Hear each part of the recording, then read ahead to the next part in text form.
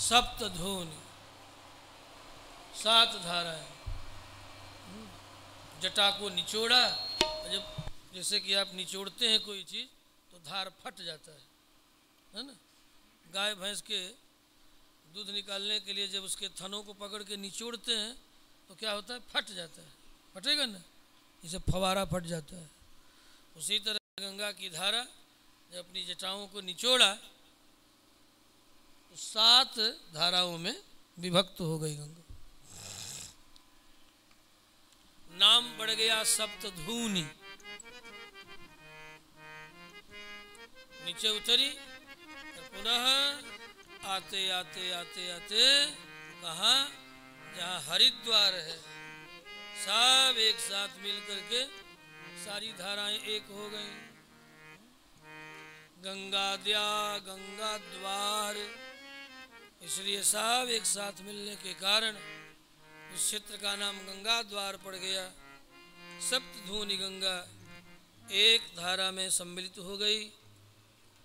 भगीरथ प्रसन्न हैं और गंगा जी को वहाँ से लेकर के चलते हैं। मार्ग में बहुत सी लंबी कथा है। अपने पितरों का उद्धार किया, सब के सब ये सगर पुत्र 60,000 तर गए और भगीरथ स्वतः अमर हो गए।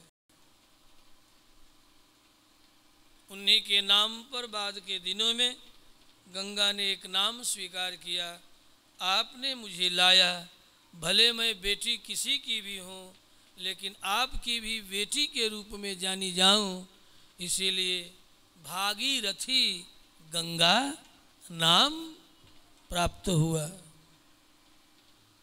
भागीरथी कहलाई।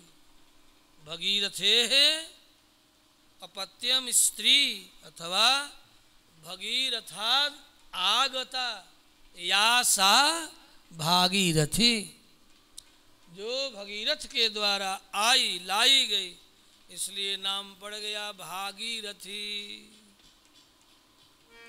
अथवा भाग भाग के रथ के पीछे दौड़ते हुए आई, लोक भाषा के विद्वान लोग कहते हैं, लोक भाषा वाले, भाग भाग करके रथ के पीछे दौड़ती हुई चल पड़ी, इसलिए नाम पड़ गया भागीरथी।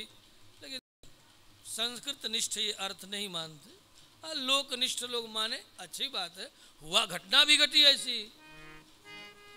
भगीरथ जी जा रहे हैं और गंगा पीछे पीछे भाग रही है, दौड़ रही है। दौड़ते दौड़ते वहां लेकर के चले आए कपिलाश्रम और इनके जल का स्पर्श पाते ही 60,000 सगर पुत्र तर गए, परम कल्याण को प्राप्त किए।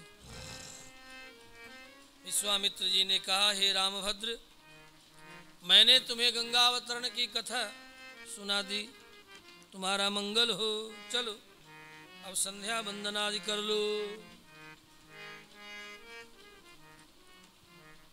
एसते राम गंगाया विस्तरो विहितो मया, स्वस्ति प्राप्नो हि भद्रम ते संध्या कालो तिवर्तते। फिर रात्रि गंगा तट पर ही विश्राम करते हैं। यहाँ से जाते जाते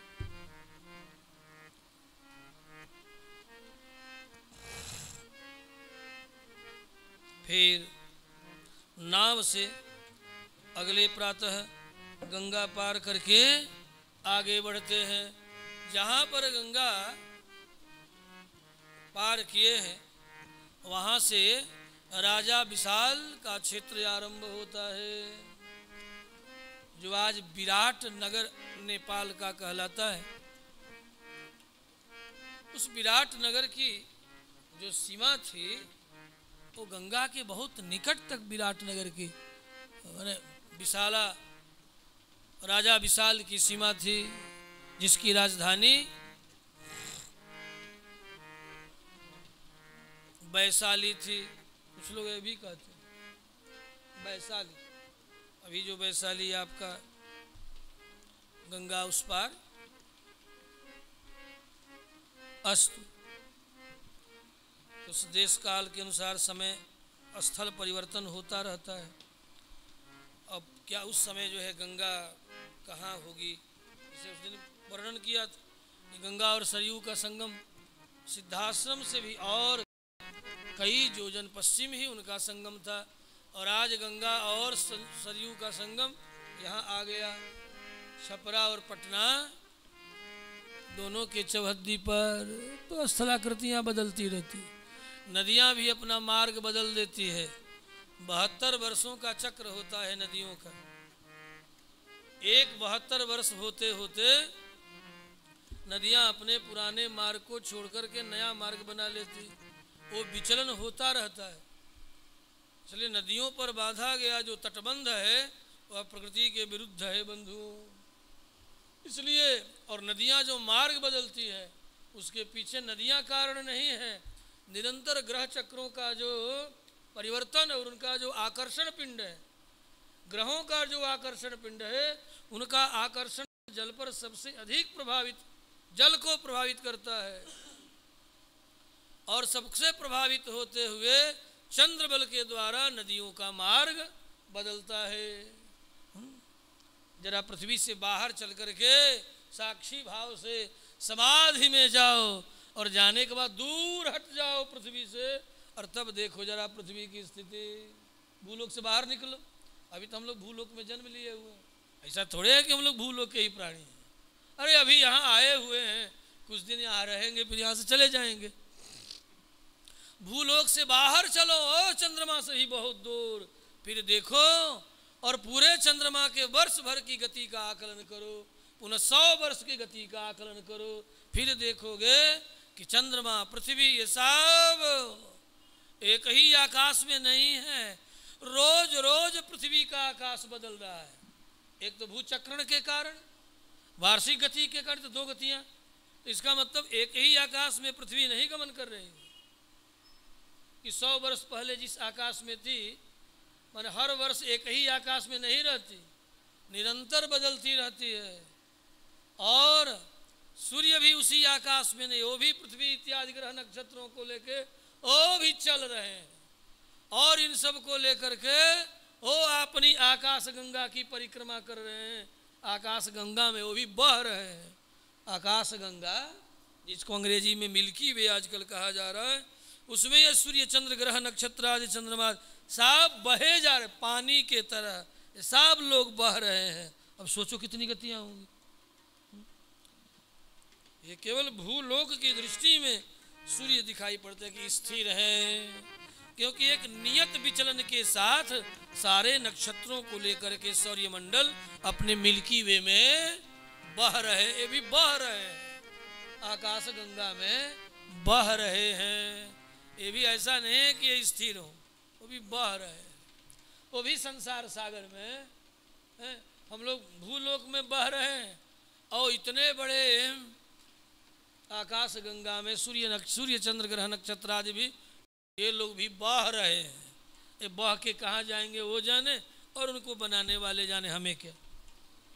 हमारी बुद्धि नहीं पहुँच रही है कि कहाँ जाएंगे। अब जितना हमने देखा उतना कह दिया। बहुत मन की एकाग्रता के बाद ये बात दिखाई पड़ती है। श्री राम भद्र भगवान की इतना काल है, इतना काल है, ठीक है। एक त्रुटि काल एकाग्रता में अनंत वर्षों में क्या होने वाला सब दिख जाता है त्रुटि काल में। फिर भी इतना विस्तार इनकी प्रकृति है कि और आगे क्या क्या होने वाला है। चलो रामभद्र भगवान की जय जयकार करो। गगनाथ शंकर शिरः ततो धरणिमागता। राम जी ने पुनः विशाला नगरी को देख करके पूछा है, गुरुदेव ये तो बताइए ये नगर का इतिहास क्या है। विश्वामित्र ने कहा कि बेटा देख, तो जो देखता है बड़ा जिज्ञासु हर बात पूछता है। एक जिज्ञासु का, एक विद्यार्थी का ही लक्षण है, जो देखे पूछे। देखो एक बार की बात है, पुरानी देवता दैत्यों में आपस में संधि हुआ। वो काहे के लिए कि हम लोग समुद्र मंथन करेंगे, अमृत पिएंगे, अमर बन जाएंगे। हुआ। समुद्र से अनेक तरह का रत्न निकला। देवता विष लेकर के पहुंच गए भगवान रुद्र के पास। कहा ठीक है, लाओ, तुम लोगों पर आपत्ति विपत्ति पड़ी है, पी जाओ। पी गए। फिर भी श्री रंभा विषवारुणी यमी शंख गजराज 14 रत्न निकला। श्री इत्यादि को भगवान विष्णु ने ग्रहण किया। इंद्रादि ने ऐरावत इत्यादि को इंद्र ने ग्रहण किया आदि। अंत में अमृत निकला। भगवान विष्णु ने मोहिनी रूप धारण करके हे रामभद्र देवताओं को अमृत पिलाया। और दैत्य जो तमोगुणी हैं उन्हें तमह पूर्ण वारुणी पिला दिया। फिर तो बड़ा भयंकर युद्ध हुआ। दैत्य सब मारे गए। अब दैत्य माता अदिति क्रोध में भर करके अपने पति देवता के चरणों में धड़ाम विलाप करती हुई गिर पड़ी कि हाय मेरे बेटे मारे गए। कश्यप के चरणों को पकड़ लिया, खूब छाती पीटा, बहुत रोया। कश्यप ने कहा ठीक है, एक काम करो, क्या चाहती हो? आज देवेंद्र को मारने वाला मैं बेटा पैदा करूंगी। दांत कटकटा के कहा ठीक है, तुम्हें एक व्रत मैं बताए देता हूँ। यद्यपि देवेंद्र भी मेरा ही बेटा है, लेकिन तुम्हारे मन में तो बता देता हूँ। पुंसवन नामक व्रत बतलाया।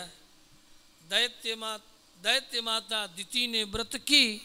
इंद्र को पता चल गया कि मुझे मारने वाला पुत्र उत्पन्न करना चाहती है दिति, दैत्यों की माता। तो एक बटु ब्रह्मचारी का रूप धारण करके इंद्र चले आए दिति के पास, चरणों में प्रणाम किया माँ कह करके, मैया आपको प्रणाम। अकेली आजकल आप क्या कर रही हो? आप बेटा मैं तप कर रही हूँ। ठीक है, तपस्या में मैं सेवा किए देता। तो छोटे से 9 वर्ष के बटु ब्रह्मचारी के रूप में इंद्र दिति की सेवा करने लगे। बहुत समय गुजर गया। गात संवाहनश्चैव, धीरे धीरे धीरे दिति के मन में भी इंद्र के प्रति वात्सल्य जग गया। छोटे बालक कहती लकड़ी ला तो लकड़ी ला, आग ला तो आग, पानी ला तो पानी, अंकुर ला तो अंकुर, फल ला तो फल, पत्ती ला तो पत्ती, तोरण ला तो तोरण। और मिनटों में, घंटों का काम सेकंडों में कर देते। तो दिति, दैत्य माता दिति प्रसन्न हो गई इंद्र पर। और इंद्र तो ये देख रहे थे कि दिति के पेट में मुझे मारने वाला बालक पल रहा है। यदि इसका जन्म हो गया तब तो ये मुझे मार ही डालेगा। ऋषि कश्यप का संकल्प है। एक दिन संध्या का समय था और संध्या के समय में अचानक इनको नींद आ गई। मुख फैल गया। कभी कभी नींद में बहुतों की आदत होती है, या बहुत गहरी नींद हो तो मुख फैल जाता, मुख से लार निकलने लगती, आदमी सो जाता है। मुख फैल गया, लार टपकने लगा। और यही इंद्र तो इसी खोज में थे कि जब किसी भी प्रकार की कोई अशुद्धि लगे इनको तो हम अपना काम तमाम करें। संध्या के समय में शयन करने से शरीर अशुद्ध हो जाता है। फिर स्नान इत्यादि करने के पश्चात ही देव कार्य की योग्यता प्राप्त होती है। वैसे भी शयन के पश्चात बिना स्नान किए देव कार्य पितृकार्य की योग्यता नहीं होती। ठीक है, बड़े बड़े बाल हैं तो कटिया स्नान ही कर ले। शरीर के जितने वस्त्र हैं वो सब उतार दे और धौत धुला हुआ वस्त्र धारण करके देव पितृकार्य करे, लेकिन स्नान जरूर करे।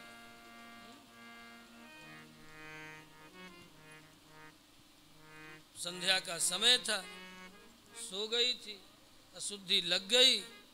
इंद्र प्रवेश कर गए पेट में और अपने वज्र के द्वारा उनके संतान को पेट में ही 7 टुकड़े कर दिया। जब 7 टुकड़ा किया तो सातों रोने लगे, दिव्य वाणी में, परावाणी में रोने लगे। इंद्र ने पुनः एक एक को 7 टुकड़े कर दिया। जब रोने लगे तो कहा मत रोवो मत रोवो मत रोवो। तो मत रोवो को संस्कृत में बोलते हैं मारुद मारुद। मारुद रुद मने मत रोवो, माँ मने मत, अरुद मने रोवो। अज्ञार्थे लोट, लोट लकार मध्यम पुरुष एक वचन माँ मत रुद, त्वम रुद, तुम मत रोवो। तब से उन सब का नाम पड़ गया मारुद। तो मारुद को जब प्रथम पुरुष एक वचन बनाएंगे तो मारुत बनेगा, क्योंकि जो जस्त्व है वह पुनः चारत्व में बदल जाएगा। तो मद्दा ता बन जाएगा। श्री राम भद्र भगवान की। बाहर निकले, देखा मेरे पेट से 49 भागों में गर्भपात हो गया। बेटा ये कैसे हुआ? इंद्र सिर झुका लिए, झूठ तो बोल सकते नहीं, बता कैसे हुआ?